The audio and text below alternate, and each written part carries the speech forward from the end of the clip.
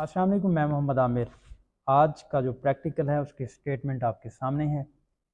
जो पाकिस्तान में current alternating इस्तेमाल हो रहा है उसकी फ्रीक्वेंसी 50 से 60 हर्ट्ज़ होती है, लेकिन हमने मेल्डीज ऑपरेटर्स को इस्तेमाल करते हुए अल्टरनेटिंग करंट की फ्रीक्वेंसी फाइंड आउट करनी है। तो जो हम ऑपरेटर्स इस्तेमाल करेंगे उसमें हाफ मीटर राड हो, मीटर राड हो या मेजरिंग टेप हो, काम चल सकता है, क्योंकि हमने स्ट्रिंग की या थ्रेड की लेंथ फाइंड आउट करनी होगी। और नंबर 2 पुली, ये एक डेंसर मीडियम होगा जिससे जब एक ट्रांसवर्स वेव टकराएगी तो स्टेशनरी वेव्स पैदा होंगी। एक बल्ब होगा जो कि ये शो करेगा कि हमारा जो सर्किट है वो कंप्लीट है और हमारे सर्किट में से करंट गुजर रहा है, और उस तरह से जो वाइब्रेटर है वो वाइब्रेशंस भी पैदा कर रहा है। एक डिजिटल बैलेंस होगा जिसके ज़रिए से हम मैथ फाइंड आउट करेंगे। जो वेट हमने एक धागे के एंड के साथ लटकाए हुए होंगे। वेट्स विद पेन या स्टैंड, वेट भी हमारे पास होने चाहिए और पेन या स्टैंड होनी चाहिए जिसके ऊपर हम वेट को प्लेस कर सकें। तो सर्किट डायग्राम में इलेक्ट्रिक वाइब्रेटर यहाँ पे हम सॉलिनॉइड इस्तेमाल करते हैं। मैग्नेटाइजेशन या डीमैग्नेटाइजेशन होती है और एक एक्सटर्नल मैग्नेट लगाते हैं तो वाइब्रेशंस हम पैदा कर रहे होते हैं। और इधर देखें तो स्टैंडिंग वेव्स या स्टेशनरी वेव्स पैदा होती हैं। कैसे? जब ये धागा जो है ऊपर नीचे मूव करेगा, ट्रांसवर्स वेव्स पैदा होंगी, वो जाके डेंसर मीडियम से टकराएंगी 180 पे, उनका फेज शिफ्ट होगा, वापस जब आएंगी तो फिर स्टेशनरी वेव्स पैदा होंगी। इस तरह से ये आपको आँख नुमा नज़र आ रही हैं, इन्हें कहते हैं लूप्स। ये एक लूप है, दूसरा लूप, तीसरा लूप, चौथा लूप, और दो लूप्स को अगर हम देखें तो ये एक कंप्लीट वेव बनती है, इसे साइकिल बोलते हैं ये, और इसकी जो लेंथ होती है उसको वेव लेंथ कहते हैं। और इस स्टेशनरी वेव्स में जो ज़ीरो डिस्प्लेसमेंट के ऊपर मौजूद होते हैं पॉइंट्स, वो नोड होते हैं। जो एक्सट्रीम डिस्प्लेसमेंट पे होते हैं वो पॉइंट जो है एंटी नोड्स कहलाते हैं। और यहाँ पे एक पुली होगी, पुली पर से धागे को हम गुजारेंगे और नीचे जो वेट हैंग करेंगे वो या तो पैन में रखेंगे या फिर स्टैंड के ऊपर रखेंगे। और हम थ्रेड की वो वाली लेंथ कंसीडर करते हैं जो लेंथ यहाँ पे मौजूद होती है इस वाइब्रेटर से लेके इस पुली के स्टिकिंग पॉइंट तक।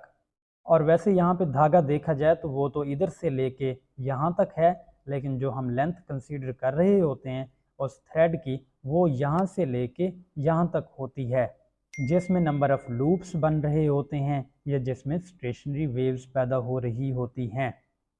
और यहाँ पे मैंने लिखा भी है स्टेशनरी वेव क्या है। दरअसल reflection of trans waves from denser spot, ये है डेंसर स्पॉट। इसमें ट्रांसवर्स वेव्स जाती हैं, रिफ्लेक्टेड बैक होती हैं 180 पे, तो इस तरह लूप्स बनते हैं। स्टेशनरी वेव्स में नंबर ऑफ़ लूप्स कैसे कम या ज़्यादा किए जा सकते हैं, उसके दो वेज हैं। पहला जो उसका तरीका है कि अगर दोनों जो एंड हैं किसी धागे के या स्ट्रिंग के, अगर वो फिक्स्ड हों तो फिर प्लकिंग करके हम जो है नंबर ऑफ़ लूप्स बढ़ा सकते हैं।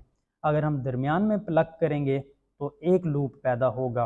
अगर हम चौथे हिस्से पे प्लग करेंगे यहाँ पे आके तो फिर दो लूप्स बनेंगे। इसी तरह से अगर इस पूरी लेंथ के छठे हिस्से पे जाके हम प्लकिंग करेंगे तो फिर 3 लूप्स बनेंगे। इसी तरह 8वें पे 4 लूप्स बनेंगे। लूप का मतलब यही होता है कि एक आँख दूसरी आँख, तो ये 2 लूप हैं, लेकिन देखा जाए तो ये एक साइकिल है। और जो दूसरा तरीका है नंबर ऑफ़ लूप्स को कम या ज़्यादा करने का, वो है टेंशन ऑफ स्ट्रिंग। अगर इस तरह का सेटअप हो कि एक एंड जो है वो फ्री हो वाइब्रेशंस पैदा करने के लिए और थ्रेड का जो दूसरा एंड है वो फिक्स्ड हो, और हम ये करें कि इधर से जो वाइब्रेशंस पैदा की जा रही हैं तो इस वाइब्रेटर की जो फ्रीक्वेंसी है उस फ्रीक्वेंसी को हम कांस्टेंट कर दें, और जो लेंथ है जिसमें स्टेशनरी वेव्स पैदा होनी है उस लेंथ को भी हम कांस्टेंट कर लें, तो फिर क्या होगा, फिर हम जितनी टेंशन इस धागे में बढ़ाएंगे उतनी टेंशन बढ़ने के ऊपर नंबर ऑफ़ लूप्स कम होते जाएंगे। अगर हम वेट यहाँ ज़्यादा लटकाएंगे ताकि इधर टेंशन ज़्यादा आए तो उस हिसाब से नंबर ऑफ़ लूप्स कम होंगे, और अगर हम कम वेट यहाँ पे हैंग करेंगे और टेंशन कम होगी तो फिर नंबर ऑफ़ लूप्स बढ़ जाएंगे। तो आइए अब हम अपने ऑपरेटर्स को अरेंज करते हैं और प्रैक्टिकली परफॉर्म करते हैं इस एक्सपेरिमेंट को। जी, तो प्रैक्टिकल से रिलेटेड ऑपरेटर्स हमारे सामने मौजूद है। इसमें आप देखें तो राइट साइड पे ये एक 1/2 मीटर रॉड है, इसके साथ ये एक धागा है, और इस धागे के बाद देखें तो ये एक स्टैंड है। इस स्टैंड के ऊपर हम वेट को हैंग करेंगे, और ये वेट्स पड़े हुए हैं 50-50 ग्राम के। ये पुली है जिसे हम फ्रिक्शन लेस पुली बोलते हैं। इसमें देखें तो ये बिल्कुल फ्रिक्शन लेस है। अब 100% फ्रिक्शन लेस तो कोई चीज़ नहीं हो सकती, लेकिन फिर भी ये फ्री है रोटेट करने के लिए। और अगर आप देखें इसको तो ये एक डिजिटल बैलेंस है। इस डिजिटल बैलेंस में 00 ग्राम के ऊपर ये मौजूद है। अगर हम इस स्टैंड का वेट करें तो इस स्टैंड का वेट भी तकरीबन जो है वो 49.5 ग्राम आता है, जिसे हम आमतौर पे 50 ग्राम कंसीडर करते हैं। और ये 50 ग्राम के वेट हैं, इसका भी अगर आप वेट करें तो ये भी कितना आता है 50.4। तो ये पॉइंट के अंदर थोड़ी बहुत तब्दीली होती रहती है, कोई कम होगा तो कोई थोड़ा सा ज़्यादा होगा। ठीक है जी। बहरहाल इसमें इस धागे का अगर हम वेट करें, इसका हम मैस मालूम करें, तो इसका जो मैस है वो बनता है तकरीबन 0.7 या 0.8 ग्राम में। तो आमतौर पे ये जो 0.8 ग्राम है इसे हम 1 ग्राम कंसीडर करते हैं। यहाँ पे अगर आप देखें तो जो मेजर या मेन कंपोनेंट है इस प्रैक्टिकल से रिलेटेड वो ये वाला है, और इसमें एक बटन है जो कि ऑन ऑफ करता है। किसको ऑन ऑफ करता है? दरअसल ये एक सर्किट कंप्लीट करवाता है ताकि ये बल्ब भी चले और करंट इस इलेक्ट्रोमैग्नेट में से भी गुजरे। अगर ये ऑफ रहेगा तो इनमें से करंट नहीं गुजरेगा। इसी तरह से अगर ये बल्ब फ्यूज़ हो जाए तो फिर भी करंट सॉलिनॉइड में से नहीं गुजरेगा, क्योंकि ये तीनों चीज़ें सीरीज़ में लगी हुई हैं। अगर हम ऑन करेंगे करंट इस बल्ब में से गुजरेगा, इस सॉलिनॉइड में से भी गुजरेगा। लेकिन आप जानते हैं अल्टरनेटिंग जो करंट होता है उसकी फ्रीक्वेंसी होती है 50 या 60 हर्ट्ज़, जो कि पाकिस्तान में इस्तेमाल हो रहा है। इस अल्टरनेटिंग करंट की फ्रीक्वेंसी 50 या 60 हर्ट्ज़ होने की वजह से ये जो बल्ब है ये भी पीक्स के ऊपर जाता है। अपनी ग्लो की पीक इसकी कब आती है? जब उस अल्टरनेटिंग करंट की एम्पलीट्यूड मैक्सिमम होता है। तो एक साइकिल में क्योंकि 2 दफ़ा पीक्स आती हैं अल्टरनेटिंग करंट में, इस तरह से ये भी एक साइकिल में 2 दफ़ा अपनी पीक्स पे जाएगा, और 50 या 60 साइकिल होंगे तो फिर 120 दफ़ा मीन्स 100 से 120 दफ़ा ये अपनी पीक्स पे जाएगा। और क्योंकि ये 100 से 120 दफ़ा अपनी पीक्स पे जाएगा, ग्लो करेगा, और इसकी लाइट जो है वो हाई भी होगी लो भी होगी, तो हमारी आंखें क्योंकि जज नहीं कर पाती हैं, इस वजह से हमें इनकी ग्लो का या इस बल्ब की फ्रीक्वेंसी या इसके जलने और ऑन या ऑफ होने का पता नहीं चलता।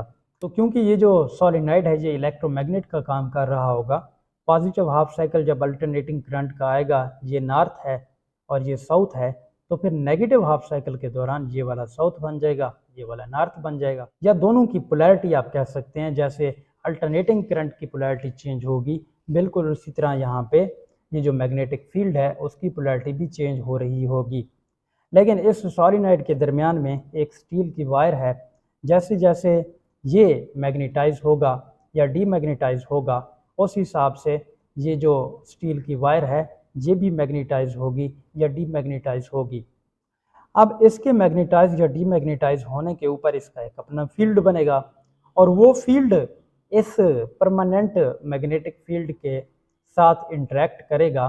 तो फिर इनके इंटरेक्शन की वजह से वाइब्रेशंस होंगी, और ये जो वाइब्रेशंस होंगी यहाँ से अगर हम किसी धागे को बांध दें तो वो वाइब्रेशंस ट्रांसमिट हो जाएंगी उस धागे में, और धागा भी अपनी जगह पे वाइब्रेट करने लग जाएगा। और ये जो स्टील का मटेरियल है इसका ग्राफ भी आपने पढ़ा है, मैग्नेटाइजेशन और डीमैग्नेटाइजेशन वाला जो एक ग्राफ बनता है, एक एनर्जी डायग्राम बनती है, जिससे पता चलता है कि इस मटेरियल को मैग्नेटाइज या डीमैग्नेटाइज करते हुए कितनी एनर्जी लगती है। जिसका एरिया ज़्यादा होगा ग्राफ का, उसको ज़्यादा एनर्जी की ज़रूरत होगी मैग्नेटाइजेशन या डीमैग्नेटाइजेशन के लिए, और जिसका एरिया स्मॉल होता है उसको मैग्नेटाइजेशन या डीमैग्नेटाइजेशन के लिए एनर्जी की कम ज़रूरत होती है। और उस ग्राफ में मैं आपको याद दिलाता चलूँ, आपने कोएर्सिविटी, रिटेंटिविटी और इस तरह की टर्म्स भी पड़ी होंगी। तो अब मैं ऑन करता हूँ और आपको दिखाता हूँ कि इस वायर में वाइब्रेशंस कैसे होती हैं। इसका मैग्नेटिक फील्ड और एक्सटर्नल मैग्नेटिक फील्ड आपस में जब इंटरेक्ट करते हैं तो वाइब्रेशंस किस तरह की होती हैं। ये देखिए मैंने ऑन किया, तो ऑन करते ही अगर आप देखें तो ये वाइब्रेट कर रही है, और वाइब्रेशंस के ऊपर ये क्योंकि इसके साथ टकराती है तो इस वजह से शोर भी आ रहा है, आवाज़ भी आ रही है। और अगर इसके साथ धागे को बांध देंगे तो वो वाइब्रेशंस फिर धागे में होने लग जाएंगी। तो आइए इस सारे ऑपरेटर्स को मैं सेट करता हूँ और देखते हैं, अपना प्रैक्टिकल परफॉर्म करते हैं। यहाँ पे एक फ्रिक्शन लेस पुली है।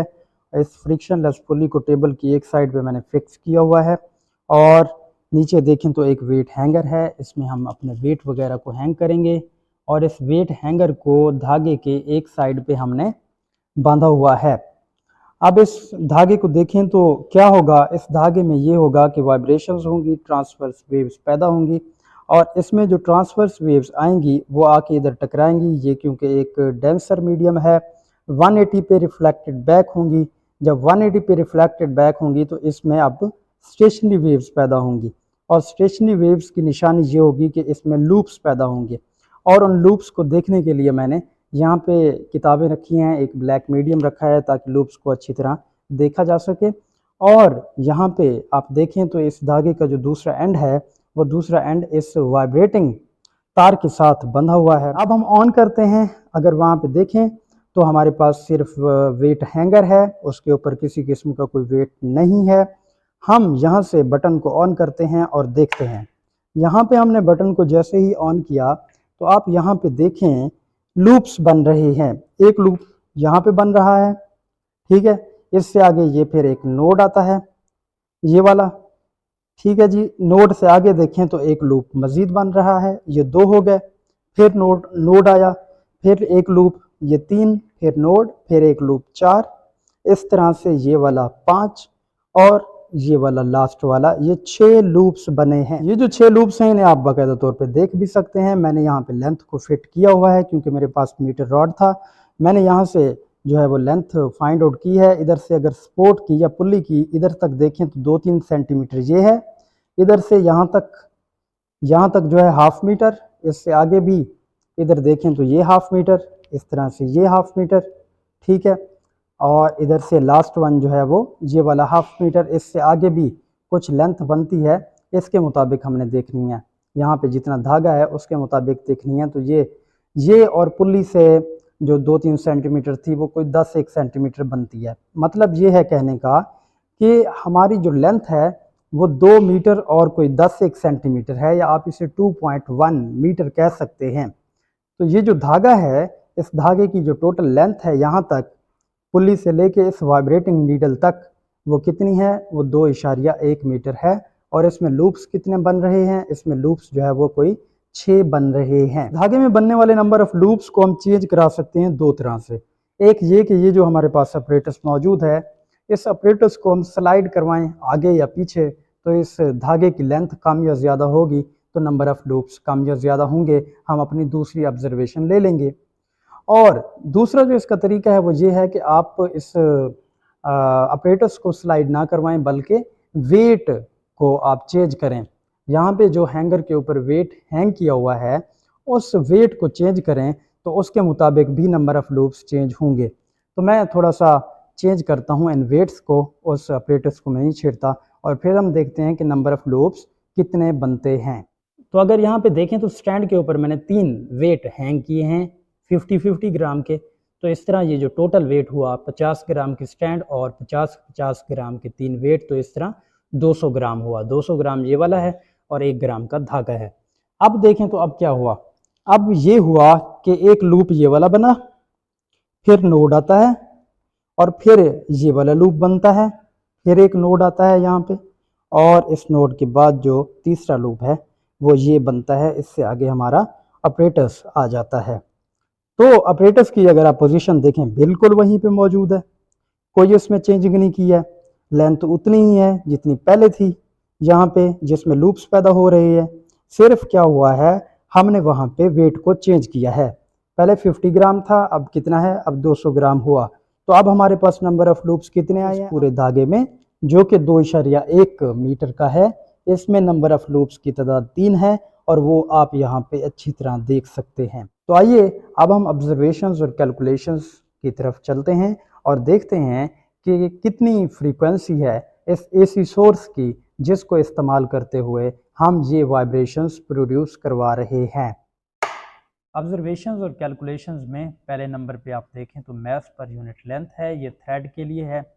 जो थ्रेड हमने लिया था उसकी तकरीबन टोटल की टोटल लेंथ हमने इस्तेमाल की थी, और वेट जहाँ पे हैंग किए हुए थे वो वाली साइड कोई बहुत नीचे नहीं थी, और जो धागे की लेंथ थी वो कोई 2 मीटर के आसपास थी, या 2 मीटर और 10 सेंटीमीटर, और जो धागे का मैस था वो 1 ग्राम था। तो इस तरह से 1 ग्राम को डिवाइड करने पे हमारे पास ये आई 0.0048 ग्राम पर सेंटीमीटर। और जो हैंग्ड मैस है वो हैंग्ड मैस दरअसल हम टोटल कंसीडर करेंगे, स्टैंड प्लस वेट।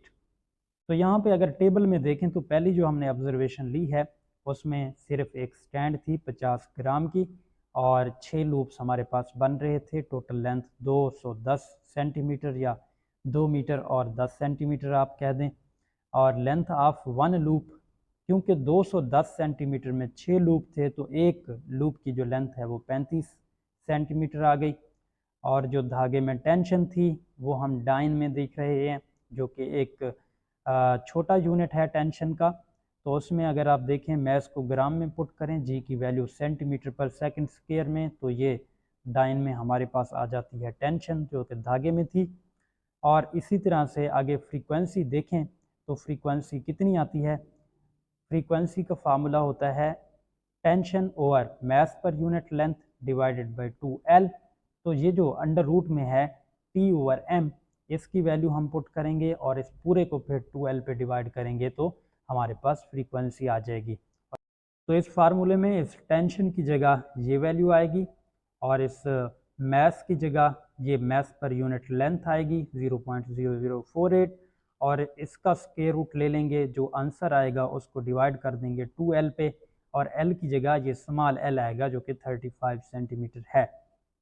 और दूसरी जो ऑब्जर्वेशन है उसमें हमने मैस बढ़ाया था 50 ग्राम से हट के 200 ग्राम, और उस 200 ग्राम की सूरत में 3 लूप्स पैदा हो रहे थे। हर एक लूप की जो लेंथ है वो 70 सेंटीमीटर हुई। तो इस तरह से टेंशन धागे में वो भी बढ़ गई।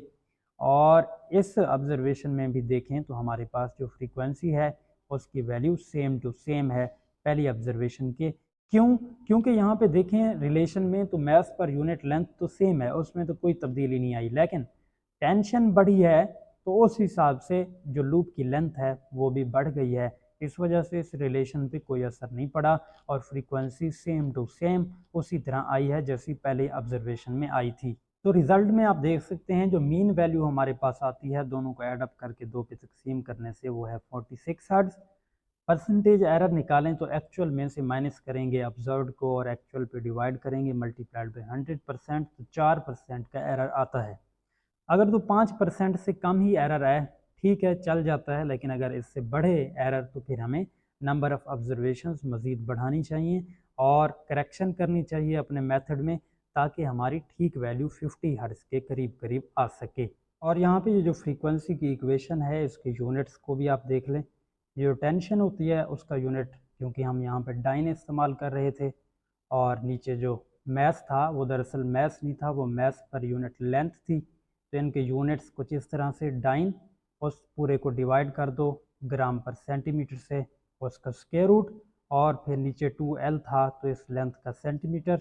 अब ऊपर जो डाइन था इस स्क्वायर रूट के अंदर जो रिलेशन था वो यहाँ पे मैंने लिखा, डाइन को चेंज कर दिया ग्राम सेंटीमीटर पर सेकंड स्क्वायर से, और जो नीचे ग्राम पर सेंटीमीटर था वो ये नीचे ग्राम पर सेंटीमीटर मौजूद है, और इस पूरे को हमने क्या किया, डिवाइड कर दिया सेंटीमीटर पे, इधर डिवाइड कर दिया सेंटीमीटर पे। अब यहाँ पे देखें तो इस से ग्राम कैंसिल हो गया, ये सेंटीमीटर ऊपर चला गया तो centimetre square over second square, square square root से कैंसिल हुआ, इस तरह से सेंटीमीटर पर सेकंड आया। और ये डिवाइड क्योंकि सेंटीमीटर पे हो रहा था तो सेंटीमीटर से सेंटीमीटर कट हो गया 1/2 सेकंड, और यही जो यूनिट है वो फ्रीक्वेंसी का है जिसे हम हर्ट्ज़ कहते हैं।